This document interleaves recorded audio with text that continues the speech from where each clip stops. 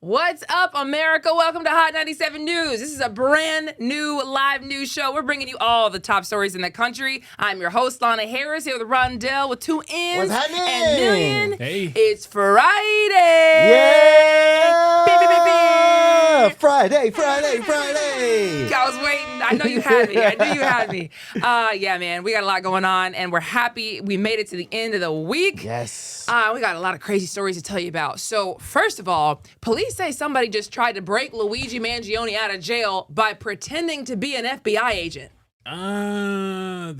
Hey, that's kind of. Shout out to him. Shout out to him. That's creative. It's the craziest situation because you never see so many people root for someone who is an alleged murderer. But, Luigi Mangione has his own little fan base out here. So here's what happened. Police say that a 36-year-old man named Mark Anderson went to the jail in Brooklyn where Luigi Mangione is being held. And he told the staff that he was an FBI agent and said that he had a court order to secure the release of one of the inmates. And that's, who we now know as Luigi Mangione. And naturally, the officers there asked for his credentials, and police say at that point he gave him his Minnesota driver's license, threw a bunch of paperwork at them, and said that he had a weapon in the bag. So officers ended up searching the bag and found a barbecue fork and a pizza cutter. Oh, man. Hey, here's the thing. He threw this Minnesota license. Like, he didn't. I mean, the first rule is look up what a FBI agent license looks like. Like, that would have been my first thing is let me look up what an FBI badge is supposed to be. And what was he about to do? Grill with Luigi? What in the world? Like, what was he about to do with him? Apparently, he had just had a job at a pizzeria. Really? Didn't work out.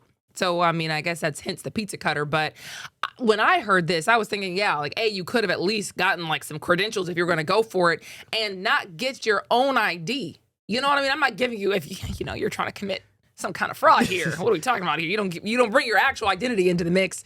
But police say that at least reports say, AP reports that he had a history of drug and alcohol related arrests, and he had disclosed last year in court papers that he suffers from mental illness. So that may have something to do with this. Just a little bit. Yeah, that man was trying to break him off. He was trying to break him out off vibes. He was just like, you know what, man? Let me just do this off the love for the game. Just off GP, I'm going to get Luigi out of here. Off GP, I'm getting Luigi out. And I respect that. I respect that you tried. Even if you failed, I respect that you tried. You did it in the worst way possible. But I respect it. Not that we're encouraging people trying to break people out of yeah. jail. Out of that, yeah. Just a heads up. Do not try to break anybody out of prison or jail at all. But I respect him at least trying. I was gonna say, do we want to rate that crime? Nah, I'll rate this. I give this one an 8.5, just off the period. 8.5? Off GP, him trying to break Luigi out off GP. See, when I first heard the story, I was like, oh, that's creative. He was trying to be a FBI agent. I'm already thinking he has the credentials. He showed up with his ID and His threw own it there. ID. Unfortunately, he gets a 3 in my book. You ain't really tried for real, bro. You ain't put much thought into that one for real. And once again, I refuse to rate these people's crimes No, because this is crazy. It is crazy. But not really clear right now what connection, if any, he has to Luigi Mangione, but people are still showing up outside the court when he has a court appearance with Free Luigi signs. And if you're not really familiar with this case, we could pull Luigi's picture back up just to show you guys, again, like what he looks like. And what he's accused of doing is killing the United Health CEO, Brian Thompson. And police say that there were words written on the bullets: delay, deny, and depose. And that's a phrase that's used to describe how insurers avoid paying claims. So that's why he's getting so much support. People look at Luigi Mangione as someone who basically, went after this guy who's accused of essentially killing people by denying health care. And it doesn't excuse it because, murder is murder. And for Luigi, these are only accusations. They haven't proven he's the guy who's done it. He's obviously pleaded not guilty in this case. And in fact, the latest update is that they're trying to figure out what evidence they can use in this case and if they can go for the death penalty here. But this is crazy how so many people have taken to this case and kind of almost understood what Luigi, if he goes down for this, was doing this for. And that's the sickness that I think that we do have in America. Like, I understand that we really dislike the rich. I'm not rich by any means. So I really have a strong dislike for them, but to result in taking somebody's life and then parading it after that is like kind of sickening in a sense to me, because it's like, this is a human being that you took out. You're talking about a corporate system. They attack the system, if anything. Don't just go after people in like that position. CEOs don't do much if we're keeping it a stack. So I have differing opinions on this, only because I would, first of all, never vouch for anybody who wants to go out and kill someone, no matter what the circumstance is. You know what I mean? Because like this vigilante justice thing, you can't like run a society if people think you should just kill someone for that. But at the same time, you know, you call a spade and realize it did open up the conversation about healthcare, about how so many people in this country feel iced out of healthcare and feel like their family members are dying because these healthcare companies are prioritizing profits over actually trying to give people healthcare that could save them. Exactly. You know, what do you do about this? We've talked about the Affordable Care Act and how Democrats say it's great, Republicans say it's terrible. They're trying to change it and figure out a better way. Nobody can come up with a solution. And in the meantime, people are dying. So there's nothing that excuses what, you know, whoever killed the healthcare CEO, you know, what they did, but it, you know, it opened up the conversation. Exactly. It did. Also, did Luigi do it? So yes, that's. Did he do it? Exactly. Also, did he do it? So yeah. So. Well, you know, it does look like our lawmakers don't want government shutdown round 2, and we may get some ICE reforms out of it. Really? We might see some ICE reforms out of it. The Democrats kind of did it. President Trump and the Democrats in the Senate struck a deal kind of at the last minute to avoid a long shutdown, because technically it's probably still going to shut down over the weekend because the deal has to be approved by the House as well. And the House is kind of on recess, but they're expected to go with what the Senate has just come up with in their agreement with the president. And most federal employees don't work on the weekend, so it's really not that big of a deal. But the agreement is that they're going to fund all of the government except for the Department of Homeland Security funding that they had agreed on. There was only one portion of that funding that they had agreed on, again, that they did not, they wanted to see changes for. They wanted to see some guardrails on ICE, essentially. And so they said, we are not going to vote for this as is. The government is going to shut down if you keep the ICE funding in here, because we want to see things like ICE taking their masks off, ICE ending these roving patrols to find people, tighter judicial warrants required for stops and searches and arrests, and just a code of conduct out there in these streets. So they're not just like out here harassing people. And so what people didn't expect to happen was that 7 Republicans also voted no. So even if they could have gotten 7 Democrats on board like they needed, they had 7 Republicans say they were not going to support this funding bill either. So at that point, the Republicans' hands were tied at that point. So Yeah. So quick question. So when they say the funding bill, does that automatically, so when they, I mean, pretty much that means they're giving money and they're backing out what DHS is doing and things like that. So could you just, could there just be a person to just say, hey, tell everybody to take the mask off, take this off, without them funding it? Like, could that just be a rule implemented inside without the money being involved? Could that be? Okay. They could have, but they weren't. Okay. So this is kind of why the Democrats use this as an opportunity to get some things they want. There are really not many opportunities for them to make any changes or have their voices heard because Republicans control the House and the Senate right now. So whatever they want to do, they can do.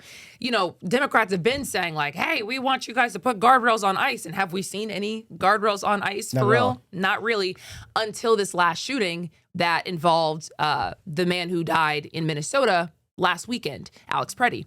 So after that, it kind of had a lot of people saying, all right, maybe we do kind of need to make some changes. They got Greg Bovino, who is the commander out of there and back to where he came from in California. And they put Tom Homan and said, you know, we're going to bring the big boss in here to actually kind of bring some stability to the area. But other than that, they didn't really have any guardrails or any way to know for sure we're going to have some changes in place that prevents this from happening again. And so that's why the Democrats did this. And it actually ended up working out. Yeah, what I seen, it worked out temporarily though, because they're just temporarily granting DHS a temporary funding bill for like the next couple of weeks. Yeah. So it's possible that this shutdown could go on and could continue for just the DHS if no resolution comes up after the funding does end. after the temporary funding for DHS ends. So kind of keep your eyes out on it for sure. My only issue is like, I understand what's going on with ICE. Yes, I'm not happy with how people that are in ICE are conducting these search warrants and things like that. But people aren't realizing that DHS also includes TSA. So it's like, if we shut down again, then TSA is going to have to work without pay for the next couple of however long, when they finally do come to this resolution. Quick question. So I'm just looking this up right now. So ICE is $10 billion is what the fiscal year is. Like ICE is supposed to be getting $10 billion for this fiscal year.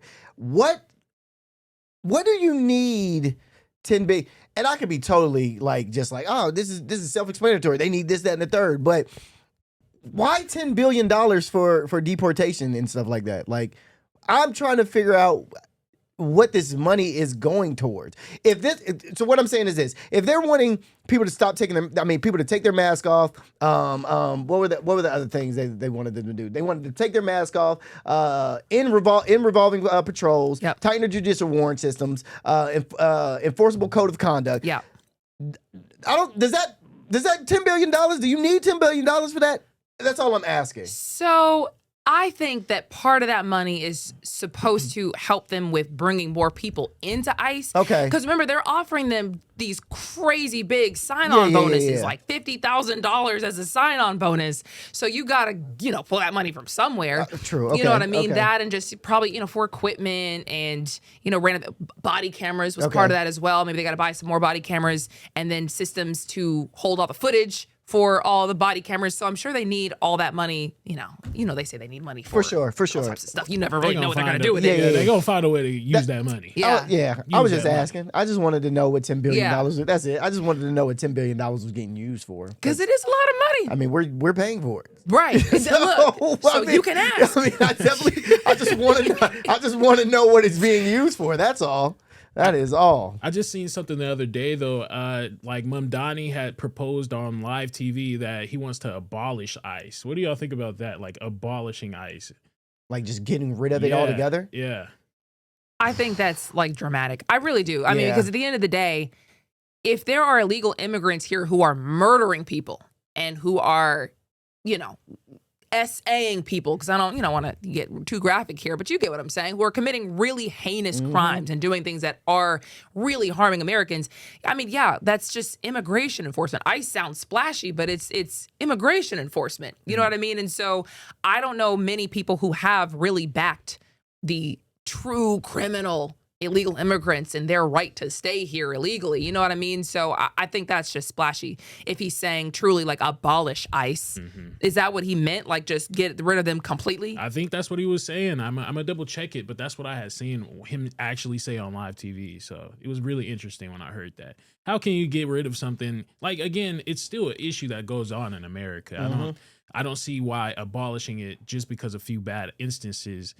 I don't see that as a solution at all. But I love the fact that that Congress was able to, get this together a little bit, kind of, sort of, not really. But hey, that's where we're at right now. They have, like you said, they have 2 weeks to figure this out. They have 2 weeks to negotiate and figure out, what they will actually give the Democrats to avoid a government shutdown over this. But, at least they're working together. Yeah, that's what we want to see. We at least want to see that. So I appreciate that. I just want to know where my $10 billion is going. That's what I want to know.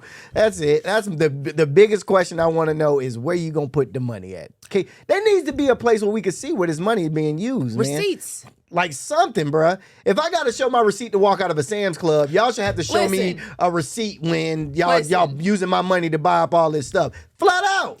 Because the Trump administration was the one who started this whole thing off by saying there's waste, fraud, and abuse in the government. Come on, bro. And then they found all types of crazy things they've been paying for, like in the country and around the world. So we need receipts at this point. I need to see something. If you want my tax dollars. Yeah, I need to see something. That's real. Yeah. But meanwhile, who is sick of the United States? Venezuela's new leader is sick of the United States trying to tell her what to do. She was talking to a group of oil workers in Puerto La Cruz city in Venezuela. And she said, we have her quote here, "Enough already of Washington's orders over politicians in Venezuela. Let Venezuelan politics resolve our differences and our internal conflicts. This republic has paid a very high price for having to confront the consequences of fascism and extremism in our country. That's interesting. So I got a question, Yeah. and I'm gonna be asking a lot of questions this episode. Okay. So just be ready. So how difficult is it for Delcy Rodriguez to like criticize U.S. influence while still needing us, like still needing our approval? Like how hard it like? I don't envy her right now. Okay. I don't envy Okay. her right now because she's got to walk a tightrope Okay. at this point because Okay. she's got to keep the respect of her country, who is probably not happy, in some cases that their president got kidnapped and like they had foreign intervention do this. But she also has been told very plainly by Trump that if you don't do what we need you to do, we are willing to go back in there. And you could meet a worse fate than Maduro. Yeah, that's what I was about to say. I was like, dang, I thought Trump got that handle. Why is she still talking like she don't know what's going on? Like we the big dogs over here or something. Like I thought we came to an understanding. Wasn't that what Trump said? Like that the reason why she's still in power is because we came to some sort of conclusion, some sort of understanding with each other. She can't be talking like this if we did come to an understanding. I mean, technically they came to an understanding, but it was kind of under duress. You know what I mean? And she still has to keep the country together. Again, like we had a lot of people in America and around the world that we saw celebrating what happened to Maduro. But there are people in that country who were livid that another country just got to come in and snatch their president and leave and kill a bunch of people.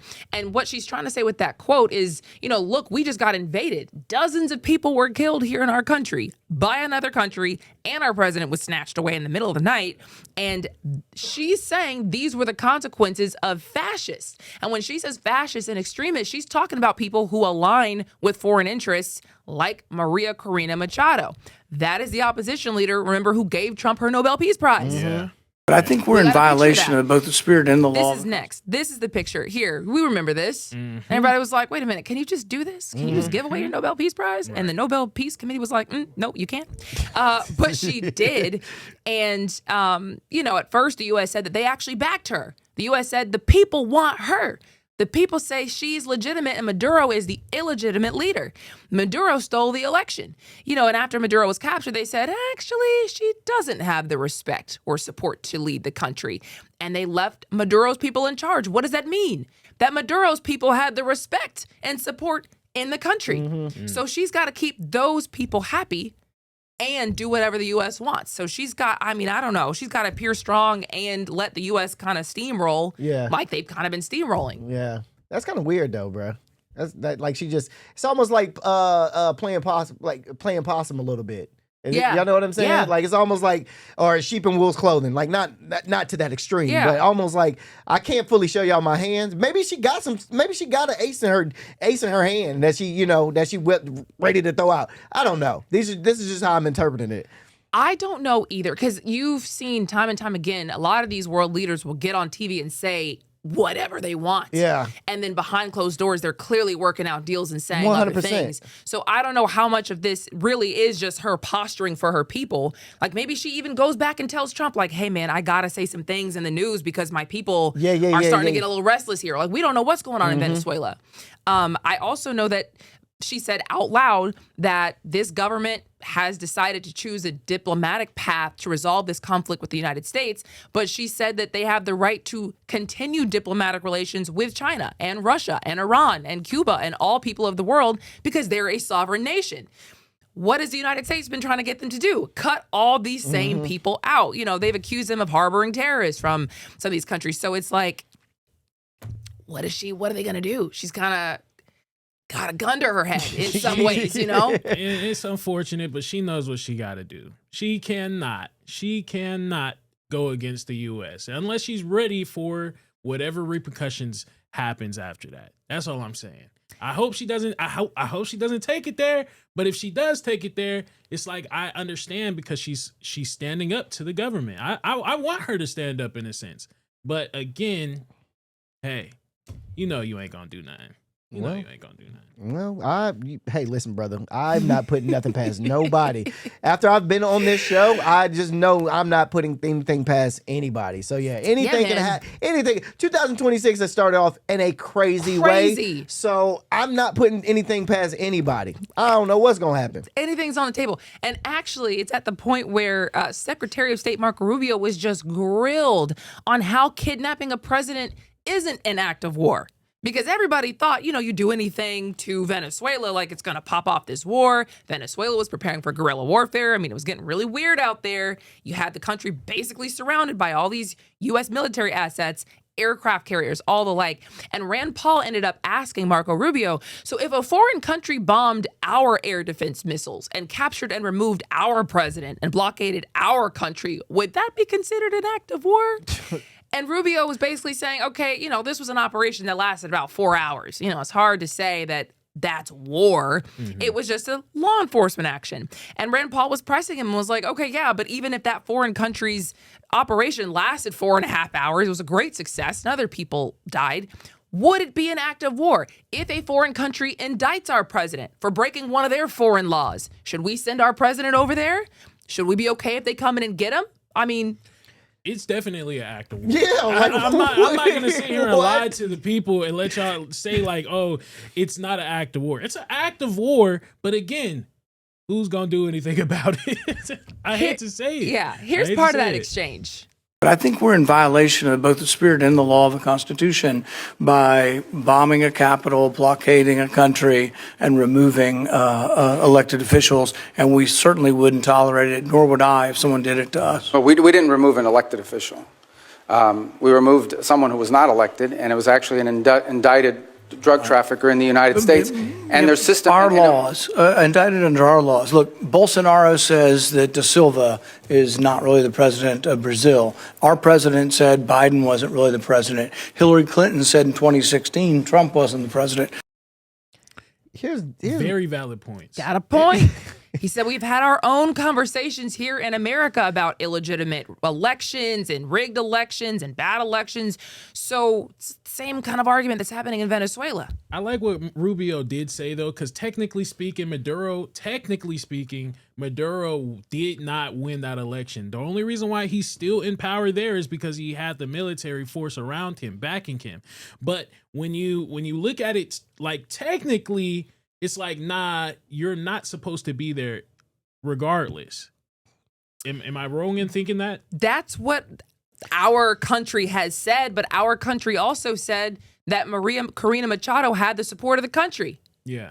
Right. And then after they kidnapped the president, they said she didn't. So I don't know what to believe. Yeah, I really don't. There's no way to excuse it. It is an act of war, regardless of if he was there and he was appointed there, regardless of if he stole the election.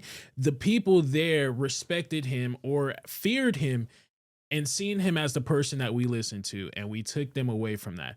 That is an act of war, DT. That is an act of war. That's a fact. That is literally bruh, imagine somebody getting, I don't know where y'all came from, but where I come from, somebody kidnaps anybody in my family, we going to war about that. We going to war about that. That is the definition of war. We going to war about you kidnapping our family member. And Maduro, regardless of what he was looked at inside of Venezuela, that was a family member. So you took our family member from us. So yeah, bro, you started something. At the same time, I also, because I mean, I do agree with that. At the same time, we also haven't seen their people like rising up and revolting and getting on boats and coming this way. So maybe, there's a portion of them who was happy to see Maduro leave. We literally don't know. This is, we're just telling you the news. That's it. We're telling you the news. I'm telling you what would happen if it happened to my people. Right. You know what I mean? Right. That leaves us with a little bit of excuse there, because it's like the people, we've seen so many people fleeing from Venezuela. So we're like, we were saving the people. But at the end of the day, he was the person in charge. Yeah, for sure. Yeah.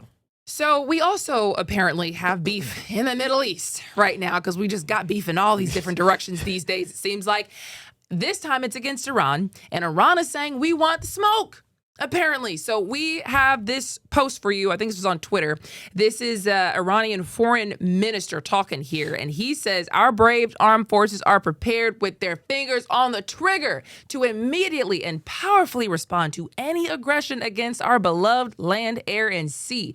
He's saying that they learned some valuable lessons from the last time that the U.S. and Israel bombed them. That's what he means by the 12-day war there. And it's enabled them to respond even more strongly, rapidly, and profoundly than before.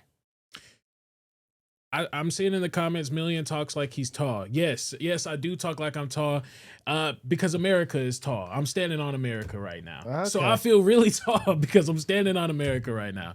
Iran, again, you could claim that you learned some lessons here and there and you did all this, but at the end of the day, you're not about that life. Now, if you do decide to become about that life, I'm interested because at the end of the day, I had to sit down and think about it yesterday in the car. I was like, am I being a bully? Like, are we being bullies? And all bullies do get humbled at times. Yes. We are due for some humbling. We are due for some humbling, but I don't think Iran is the ones that's gonna humble us. You can't tell a bully who was gonna humble them. That's you fair. That's not the bully's job, is to be like, oh, you ain't gonna humble me, you ain't gonna humble me. Because the first person you say who's not gonna humble you, gonna be the person to humble you. So what I think is even more interesting is that Iran has said as well, if we can pull their post back up, that they have always welcomed a mutually beneficial and fair nuclear deal.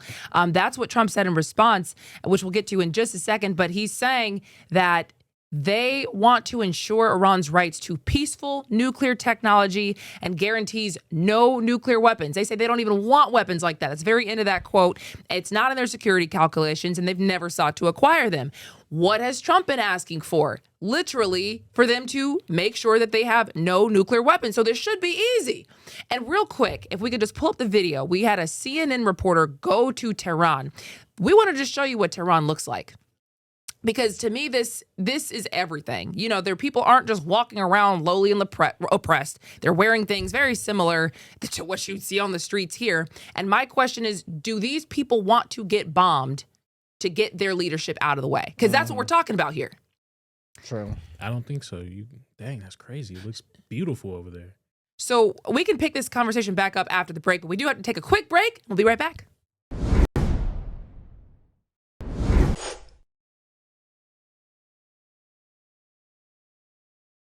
Welcome back to Hot 97 News. We want to pick back up just very quickly about our conversation we were having about Iran and specifically that look inside of Tehran, the capital city there. And I think that, again, as I said at the end of the break, I think when we're talking about whether or not the people really want the U.S. to get involved and help move their leadership out of the way, who's accused of being oppressive and a very oppressive regime, do these people want to potentially give their lives for this if an airstrike were to hit right there?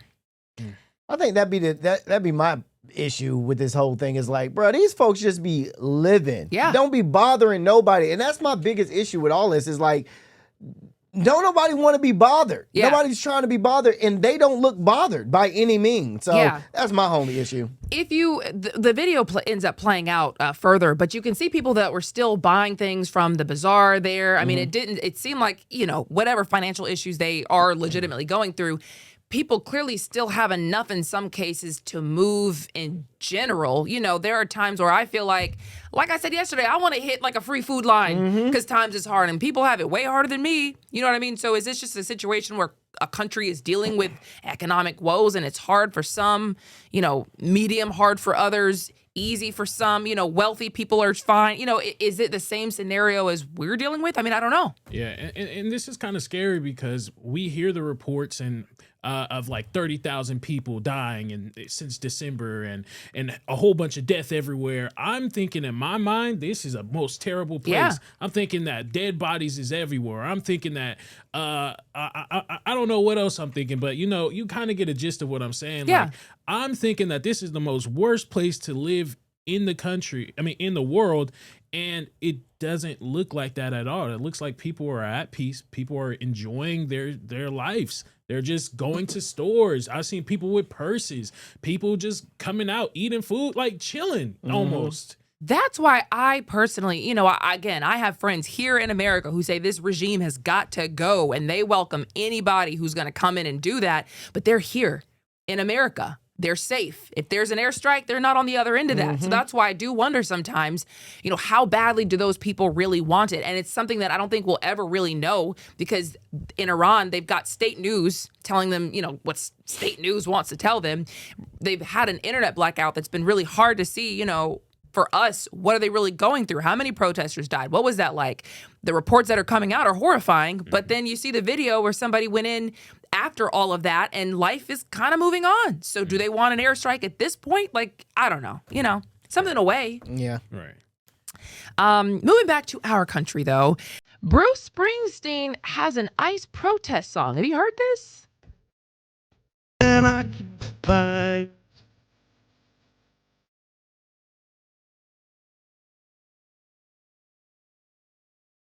We can only play a little snippet, Yeah. but man. Yeah, Bruce. I don't think Bruce was ever thought he would make something like this after making Born in the USA. You know what I mean? I was literally thinking about that. After making Born in the USA, Yes. and I don't ever think he was like, God, I'm gonna have to make a ICE follow-up. song. Yeah, I don't want to live here no more. USA sucks. You know what I mean?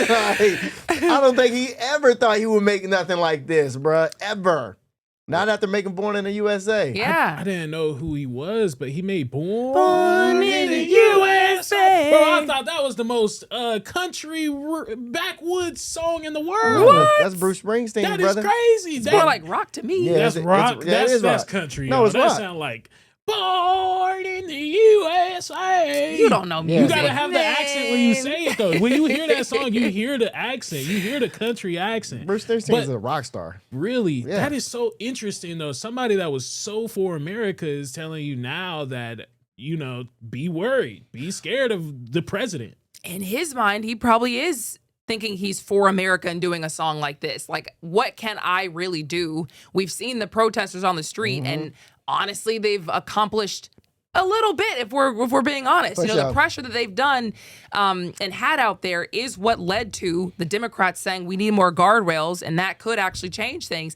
But if I'm just a singer and I'm not really trying to be on these streets like that, what can I do? I can make a song and I can try to bring some attention to this, especially because I'm the Born in the USA guy. You know what I mean? Like, who else would do something like this? And I wonder if this reaches out to the MAGA supporters that do support, that do like I'm sure there's MAGA supporters that do like Bruce Springsteen. Oh, yeah. And I wonder if this song is actually touching them, because they're the ones that need to hear it the most. The ones out there in the backwoods, I guess they're not paying attention to the news. Maybe they'll pay attention to Bruce Springsteen. That's true. I mean, either that or they'll hate Bruce Springsteen, because there are a lot of people who support everything ICE is doing, and Yeah. they don't think ICE is going far enough, in some cases. So he really put himself on the line by doing a song like this. He did. He got 22 song got uploaded 22 hours ago. It's got 1.5 million views. Wow. And for the most part, I'm reading the views. Everybody's pretty much, for it. This is, people from all overseas are saying, hey, we're standing strong with you, Bruce. Appreciate it, Bruce. Like it, Mr. Springsteen. So I guess he did do something for the people, man. You know what I think is crazy, though? Because now I think social media is just such a fake place in general. You really never know these days how people are feeling about things, because everybody's algorithm is tailored. Oh, yeah. And in some cases, your comment section can be tailored. True. So are you seeing all the people saying like, oh my God, this is amazing? True. Yet this guy's seeing comments saying, F Bruce Springsteen, he doesn't get it. We're all getting our tailored reality in our social media these days. So I really don't know how most of America is feeling about this these days. I really don't. Yeah. I'm looking at it. Thank you, Alto Keys. So it looks like Bruce Springsteen did have a podcast with Barack Obama at one point, and this was back in 2021. It was called Born in the USA. So maybe Bruce Springsteen doesn't reach the Hicks out there, or the country folks. Why out do you there. keep calling them Hicks and country people? I am so sorry. I'm so sorry. I am so sorry. Maybe he doesn't reach the country people out there. He's not country. So he's not country. No. He's just rock. Yeah, he's rock. Wow. Bruce Springsteen is rock. I swear to He's God, not a I hear a country- country accent. There's Where's an Bruce age Springsteen from? difference Yeah, here. he's- He yeah, doesn't get it. He Bruce doesn't know. Springsteen, where is he from? Doesn't matter where he's from. Give him grace. His genre. He's from New Jersey. His genre is rock. Oh my God, I gotta get He out said- there, man. he said the is from New country- Jersey. he said the so country he ain't hip even hop. touch it, right? I mean, okay, it was cool that he put it out there, but like it ain't. You only speaking to people that already know. Oh man. You know, but to your point, though, the fact that he did have that podcast with Obama, maybe, you know, people already kind of knew where he was leaning. So he may not have been putting his whole life on the line. You know, not that Bruce Springsteen is really dropping music like that these days anyways.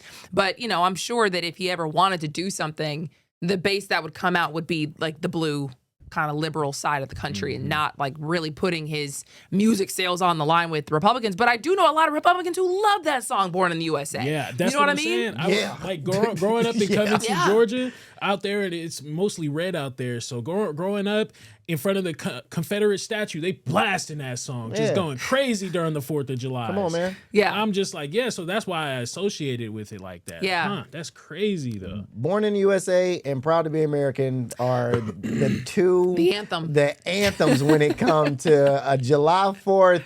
Get on the lake. You better hear those two Yeah. songs, and your shirt. You better shotgun a beer. I mean, it make me turn. It make me Listen. turn into a full blown American for like 2 seconds, and then July 5th, I'm like, oh my God, I hate this place. I forgot it's ghetto I here. forgot it's so ghetto here. Help. My bad. But imagine, real quick, can we play the snippet again? Imagine this going down on the 4th of July.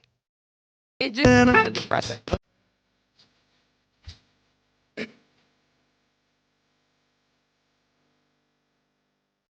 Hey, Barry, pass me another one. Pass me another one. You hear this Bruce Springsteen, bro? You better pass me another one. That's more like, pass me another one. Oh, yeah. Yeah, that's what I'm saying. You're confusing me. My You're bad. confusing No, me. no, no. Just because he's rock, but he's rock though, dog. But he definitely does reach the masses of like country people, but not country yeah. music. They're like, I don't know how to describe that like culture or that genre of people. But it's like rock and roll heads, man. It's just like rock and roll heads. I got you. I got you. But you know who does love the United States? There's a territory in Canada that actually wants to separate and become their own country so that they can work with the United States.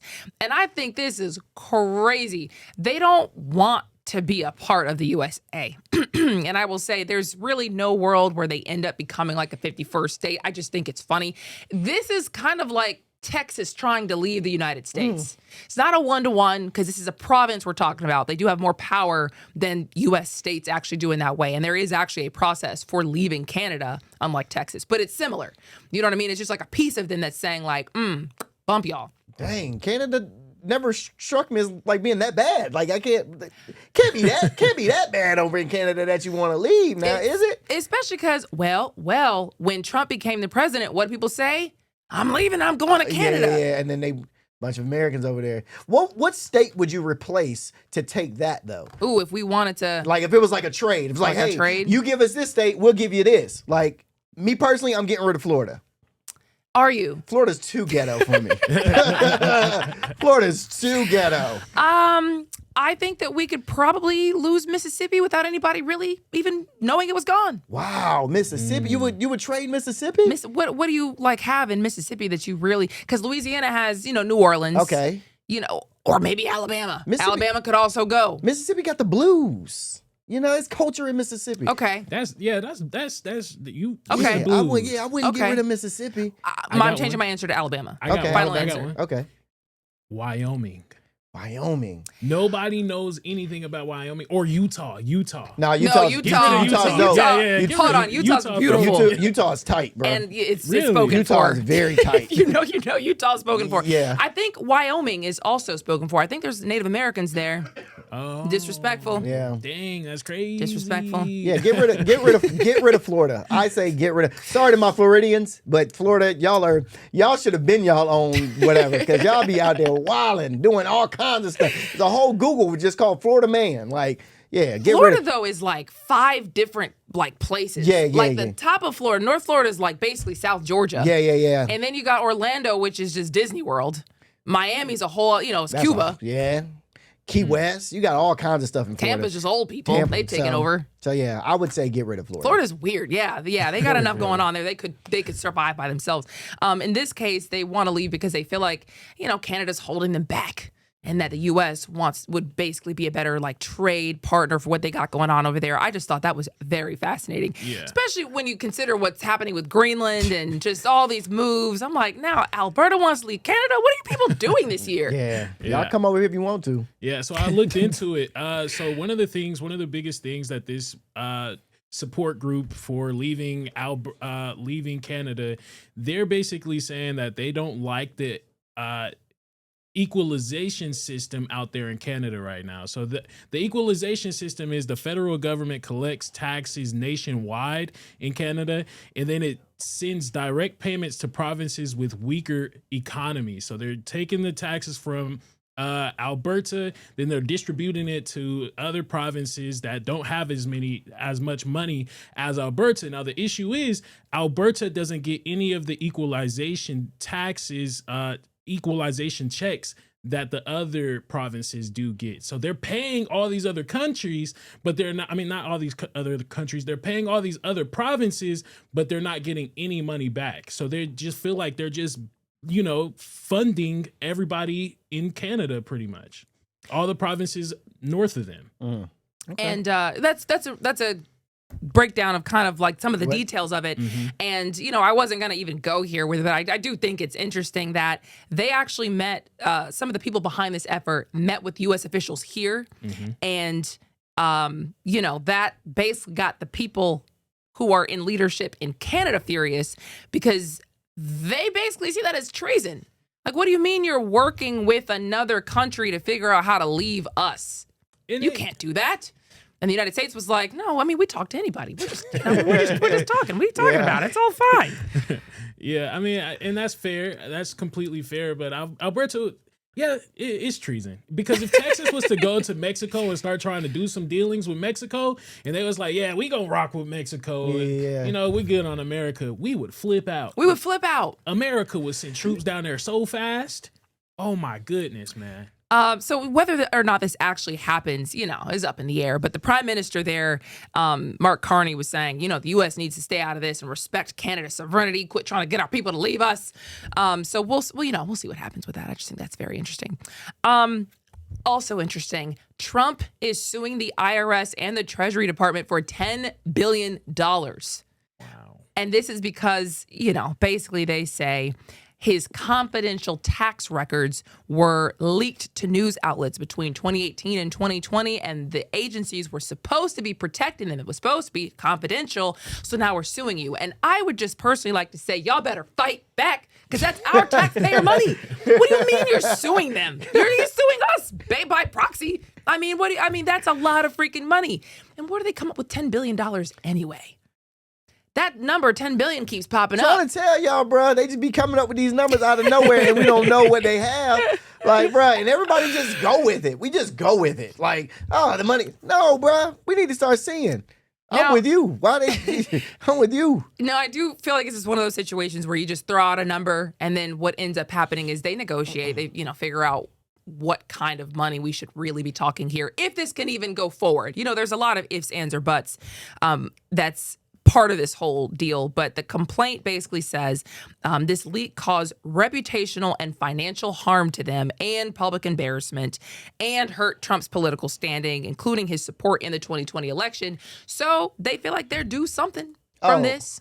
So pretty much they got this leak and it probably exposed so much money that they probably were getting back that it was like... Somebody should look that up real quick. Can you look up... I don't know how much money they get back. Okay, so there was a contractor who basically was convicted and sentenced to prison for leaking Trump and other wealthy people's tax returns. Can you look up, see if ChatGPT can quickly just give you what's the splashiest thing that was learned from the tax return leak? Or how much money? Like how much money, yeah. Because don't nobody sue nobody for a tax return leak if they're not getting an obscene amount of money returned back, bruh. Or if it shows like I'm a billionaire like I said I was, bruh. I'm like, oh, okay, yeah, it leaked. Yeah. Flat out, bruh. Like what? I would sue if my tax return got leaked. It wouldn't be nothing on there, but... All right, so it says that he paid little to no federal income tax in multiple years. Oh, that's right. Legally. Also, it says Donald Trump paid $750 in federal income tax That's in 2016. right. Dang. That's right. $750 in 2017, and he paid $0 in income tax in 10 to 15 years after the reviews. This is wild. After he makes hundreds of millions of dollars. Yes. I remember this now because the conversation became like, what do you mean you're making all this money and you're not paying into the pot like the rest of us? Yeah. And he was like, well, I'm just smart. Like, why would I be paying all this money if I found a legal way not to? That just makes me smart. And people were like, yeah, that just makes him smart. And I'm like, you people are, I don't want to call, I don't want to say any names, but like, yes, there are rules and regulations these people use to not pay taxes where we have to, and we're making way less. Yeah, I've started to realize that all these rules are made up and that they don't care. Everything is made up though. If you actually really think about it, the man has made up everything. The rules about this, the rules about that, all this stuff is made up. The higher ups are just saying, yeah, we know that it's made up and we're going to use that to our advantage. Y'all don't realize that it's made up and y'all are going to abide by these rules and follow these rules. But we know it's made up because we made it up. So we're not gonna abide by the rules. Crazy. Listen, the first time I realized going to a actual tax professional would get you more money back than just going to like the free online. I don't want to, like TurboTax kind of situation, H&R Block, like the ones that are very just easy, free, simple, like the cheapest options. Those do not give you as much money back as if you go to like a real like tax professional who knows the nooks and crannies, especially with TurboTax. They don't even have the buttons in some cases where you can get some kind of write-offs for this, that, and the third. They don't even let you do all that. They just say it's free, so just file your taxes and use it. Boy, I mean, there's so much that people don't know about filing taxes. Dale, you file taxes? Do I? I know, Mister. I don't pay. I don't. Hey, listen. Put him on a record. I don't have a job. I'm gonna explain it like this, bro. I worked for myself for years. I didn't even realize. I'm gonna be very honest. I didn't even realize financial literacy until I was like 32, for real. You know what I mean? So I knew about filing taxes. I filed taxes all the time, but I didn't know like being my own. I didn't have an LLC for myself because I'm an entertainer. Never had an LLC till 2 years ago. So it's like.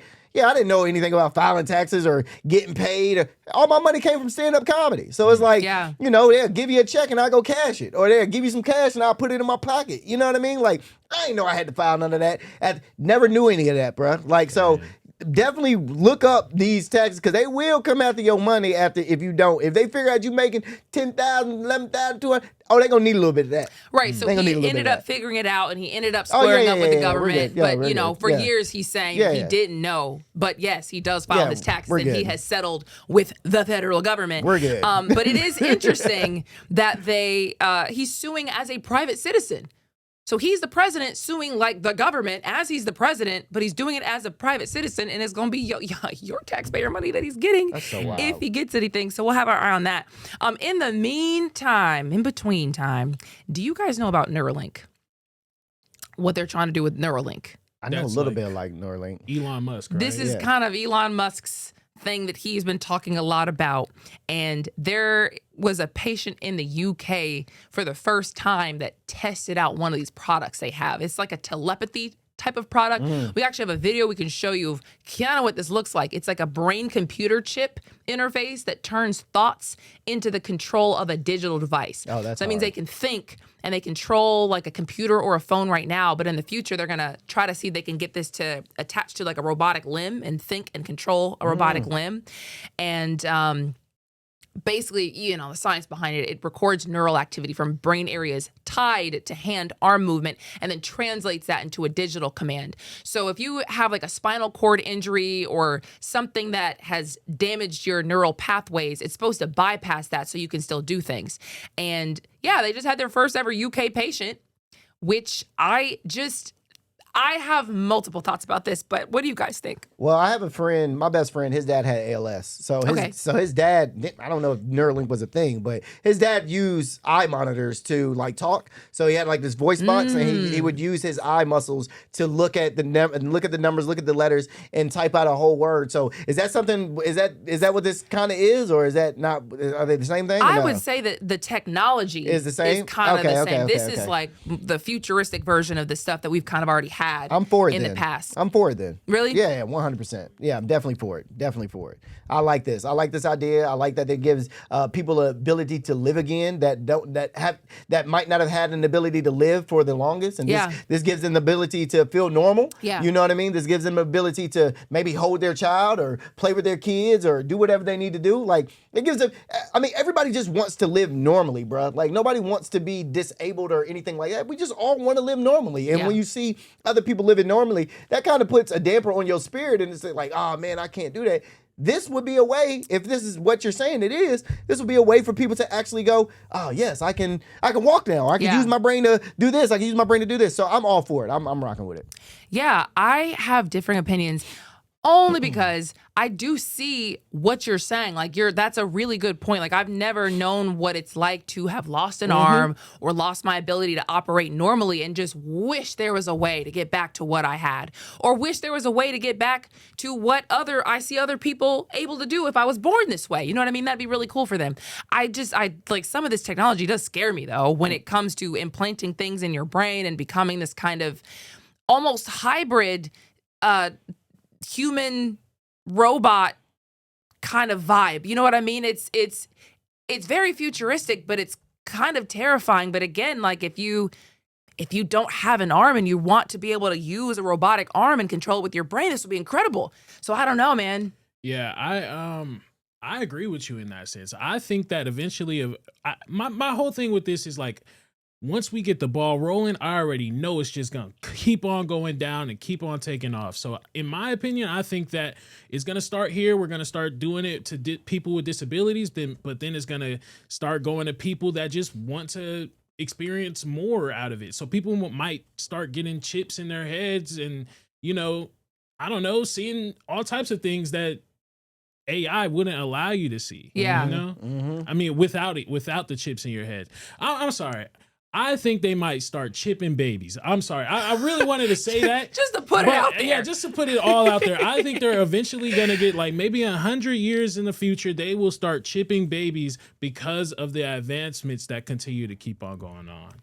I don't disagree to that. I don't put it past them. I don't disagree at all. Especially because of the way technology works, where over time it becomes more and more normal. And then people might legitimately start saying like, oh, you're just old. Everybody's got a chip now. Like, mom, I really want a chip. Maybe I'm 2, 3, 4, 5, 6 years old, and like seeing my friends with this chip stuff, and my friends are super baby smart, and my mom doesn't want me to have a chip because the chip is like, you know, evil or whatever you say it is. And, you know, peer pressure makes you want to put it in there. Well, Black Mirror episode, they actually did put a chip in one of those Black Mirror episodes. They put a chip in there so the mom could see where the baby is going. Right. Yep. I mean, it's there. Yo, The technology, they're working on it. we're just the old models. We're gonna be outdated. We're gonna be outdated. Crazy. You know what? Technology can screw people over sometimes, though. And an IV clinic did it. There was a mix-up that was very evident. And we can show you what happened. Just with one picture. That's all it takes. That's all That's you all need it to see. takes. Bam. It's a black baby with some white parents. What? Yeah, man. So they're filing a lawsuit. What happened here? So IV Life Incorporated. So what happened is where's the lady? Oh man, I'm looking for the lady's name. Tiffany Score. Yeah. Tiffany Score and Steve Mills. Yep. So essentially, they were IVF patients, and they were using his sperm in her embryos to impregnate, and put it in. They froze it and put it inside the woman, but they mixed up the stuff. They mixed up the embryo and the semen and put the wrong baby in her, and so she ends up with a black baby.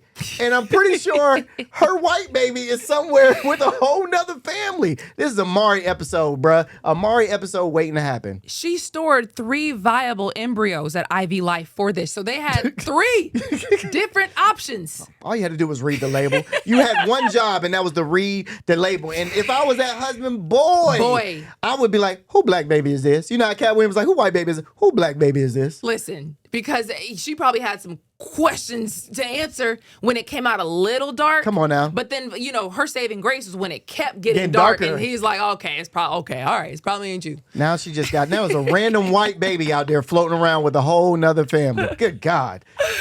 Okay, we have so much more coming at you. Big stories in Atlanta. You do not want to miss. There are walkouts happening in Atlanta over this ICE situation. We're going to talk about it. We're right back after this break.